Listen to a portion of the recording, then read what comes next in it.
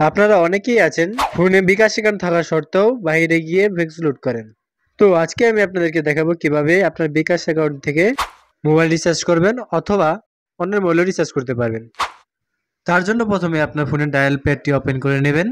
আপনি চাইলে button mobile দিয়েও কিন্তু বিকাশ অ্যাকাউন্ট থেকে রিচার্জ করতে পারবেন। তো আমি আপনাদেরকে অ্যান্ড্রয়েড ফোন দিয়ে দেখাচ্ছি। এখানে ডায়াল করবেন *247#।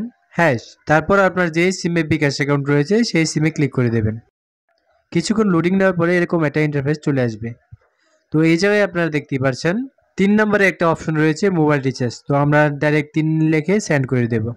তো এখানে আপনারা যেই সিমের মোবাইল রিচার্জ করবেন সেই সিমটি সিলেক্ট করার জন্য এখানে লিখে দেবেন। তো 1 নম্বরে রয়েছে রবি, 2 নম্বরে এয়ারটেল, 3 নম্বরে বাংলা লিখ। আমারটা যেহেতু বাংলা লিখ তো 3 লিখে আমি সেন্ড করে দিলাম।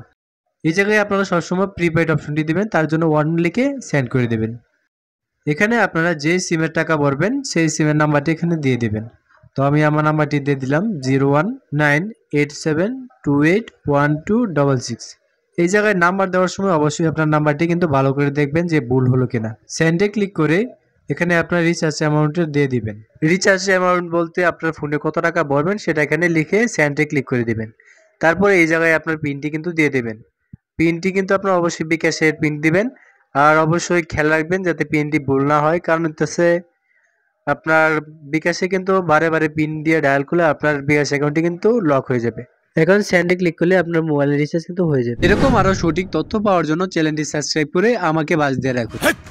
কি বলছিস?